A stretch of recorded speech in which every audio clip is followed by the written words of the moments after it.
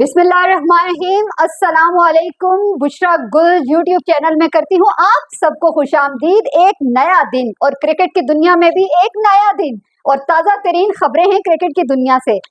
उन खबरों पर हम तज्ज़िया और तबसरे करेंगे। हमेशा की तरह सरमद अहमद मेरे साथ प्रोग्राम में मौजूद है। खुशामदीद Sarmad Ahmad. Thank you so much. आज क्या ताज़ा तरीन खबरें लेकर आए हैं आप क्रिकेट के मैदान से?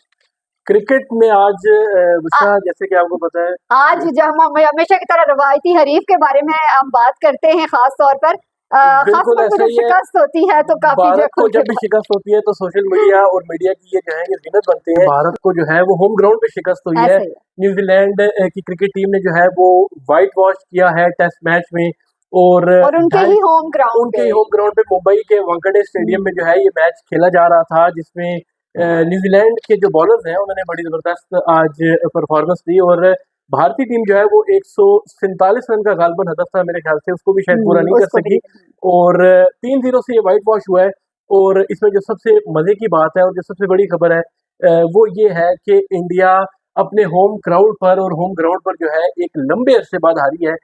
और जैसा कि आपको पता है कि जब इंडियन टीम हारती है तो इंडियन मीडिया जो है वो बड़ी अच्छा, मीडिया की आपने बात की तो मैं भी यही आपसे बात करने जा रही थी कि मैं आज सुन रही थी इंडियन मीडिया को।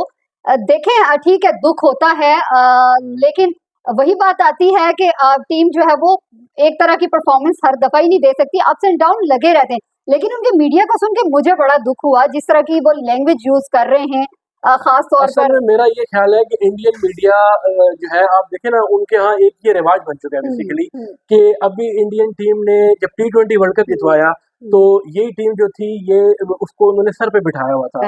आज वही टीम टेस्ट मैच हारी। हमने देखा कि रोहित शर्मा ने एक प्रेस कॉन्फ्रेंस की, उसमें साफी ने उससे सवाल किया जिसपे रोहित शर्मा ने जवाब ये दिया कि देखो यार, देर से बाद अगर मैच हारे तो एक आध दफा तो ये होता है। बहरहाल शिकस्त इंडिया को हुई है, एक बड़ी शिकस्त हुई है और क्रेडिट जाता है टॉम लेथम और उसकी जो टीम है उनको कि होम ग्राउंड पे इंडिया को उन्होंने जबरदस्त नॉकआउट किया। और खास तौर पे यह बात करूंगा कि स्पिन विकेट थी और एजाज पटेल एक बड़े सरप्राइजिंगली कहेंगे कि उन्होंने इंडियन बैटिंग लाइन को बिल्कुल तहस नहस किया। Well done New Zealand team. New Zealand को तो वेल डन, लेकिन क्या कहेंगे कहीं इंडिया जो है वो ओवर कॉन्फिडेंट तो नहीं हो गया अपने ही होम ग्राउंड को देखते हुए? इंडिया, आपको पता है कि वो घर के शेर है और वही बात होती है कि घर में ढेर हो जाते हैं हमेशा। और इस दफा भी ऐसा ही हुआ। वो एक क्योंकि इंडियन टेस्ट चैंपियनशिप भी इससे बड़ी वो डिपेंड करती है और इंडिया क्योंकि जीतता आ रहा था वो बड़ा कॉन्फिडेंट था कि शायद मेरा ख्याल है कि वो अपने होम क्राउड पर जो है वो बआसानी अपनी पसंद की विकेटें बनाकर जीत जाएगा। लेकिन सरप्राइजिंगली न्यूजीलैंड ने 3-0 से व्हाइट वॉश किया है। और एक चीज यहाँ पर ये जरूर आ रही थी कि शायद इसका कोई टेस्ट चैंपियनशिप पे असर पड़ेगा या नहीं पड़ेगा, तो मैं ये समझता हूँ कि टेस्ट चैंपियनशिप पे क्योंकि इंडिया के गालबन अभी 98 पॉइंट्स हैं तो एज सच को इतना इफेक्ट नहीं होगा। लेकिन ये एक बड़ी शिकस्त जरूर मानी जाएगी इंडिया को, क्योंकि एक अरसे बाद इंडिया अपने होम ग्राउंड पे जो है होम ग्राउंड पे जो आ रहा है। हाँ, लेकिन हम उनको तो कह रहे हैं कि अपने घर में ढेर, लेकिन दूसरी तरफ सुपर सिक्सेस के जो मुकाबले हुए हैं और उसमें पाकिस्तान के साथ क्या हो गया, शिकस्त का दिन लगता है, लग रहा है। पता है आज मैं ये समझता हूँ कि पाकिस्तान टीम ने आज थोड़ा सा मायूस किया। थोड़ा सा इसलिए किया क्योंकि एक बड़ी उम्मीद थी। सुपर सिक्सेस को पाकिस्तान में बड़ा फॉलो किया जा रहा था, हर शख्स जो है इस बारे में बात कर रहा था और पाकिस्तान टीम जो है वो अनबीटेबल थी। अभी तक उन्होंने, हमने देखा कि उन्होंने इंडिया को हराया था, उन्होंने फिर ऑस्ट्रेलिया को हराया था, साउथ अफ्रीका को हराया था और फाइनल में यही तवक्को थी कि पाकिस्तान टीम जो है वो श्रीलंका को हराएगी। लेकिन तो बहुत कम बैटिंग लाइन अनफॉर्चुनेटली हम कोलैप्स किए। आसिफ अली नहीं खेले, उसके बाद हमने देखा कि बाकी प्लेयर्स भी नहीं खेले और थोड़ा सा दुख इस बात का कि हम 6 बार अब रनर अप है।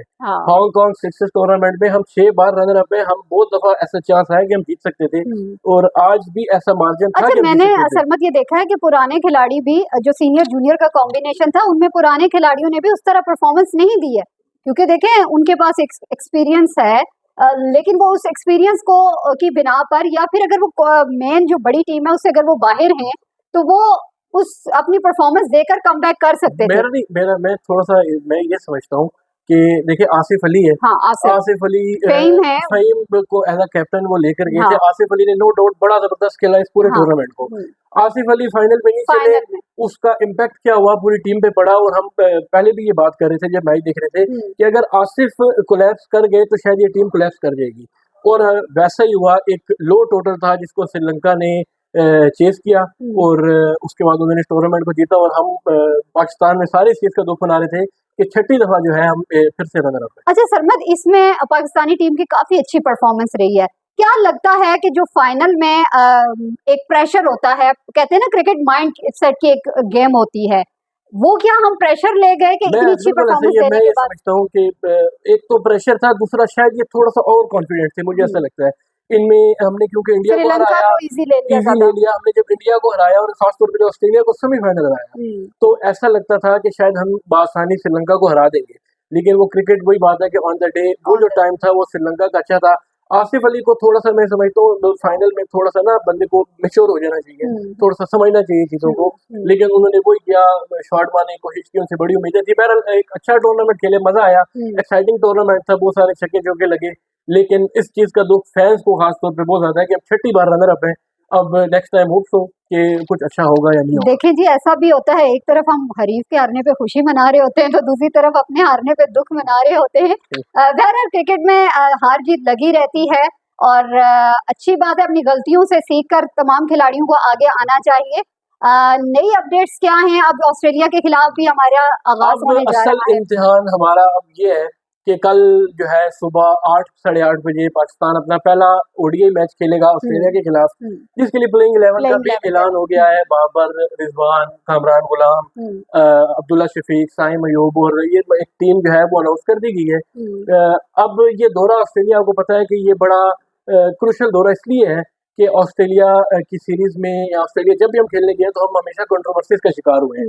इस दफा रिजवान कप्तान है, रिजवान को जितना मैंने फॉलो किया है, रिजवान चाहे डोमेस्टिक हो चाहे इंटरनेशनल हो, पीएसएल में हमने देखा बड़ी बेहतरीन कप्तानी की, तो उम्मीद है कि वो खिलाड़ियों को लड़ाएंगे और टीम जान मार के ऑस्ट्रेलिया के खिलाफ अच्छी परफॉर्मेंस देने की कोशिश करेगी। बिल्कुल, और रिजवान ने मीडिया से भी बात की, उन्होंने वहां पे प्रेस कॉन्फ्रेंस की प्रैक्टिस सेशन के बाद, और उन्होंने यही कहा है कि वो तमाम खिलाड़ियों को अपने साथ लेकर चलते हैं, सीनियर जूनियर सबसे मशवरे लेते हैं और उनकी कोशिश है कि वो हर प्लेयर को मौका दें कि वो अपनी सजेशन दें, वो क्या सोचते हैं, उनकी क्या प्लानिंग्स हैं। ओवरऑल तमाम जाहिर सी बात है, जब आप एक यूनिटी का मुजाहरा करते हैं तो आपकी परफॉर्मेंस में भी निखार आता है।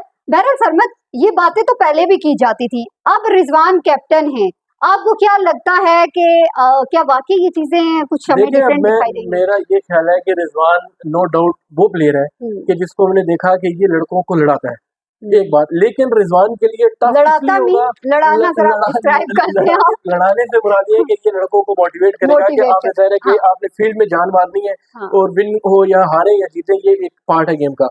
लेकिन रिजवान के लिए मैं ये समझता हूँ कि बड़ा अहम ये दौरा इसलिए है कि ऑस्ट्रेलिया के टूर पे जब जब कोई कप्तान बना है तो उन्हें देखा कि उसके कैरियर खत्म हो गए हैं। आप मिसाल ले लें मोहम्मद यूसुफ की, मोहम्मद यूसुफ को 2010 में ऑस्ट्रेलिया का कप्तान बनाया ऑस्ट्रेलिया सीरीज में और वहां पर कंट्रोवर्सीज हुई, हमने देखा बहुत सारी टीम में इख्तलाफात की बातें थी, अपना ग्रुप बंदी की बातें थी और उसके बाद मोहम्मद यूसुफ का कैरियर खत्म हुआ।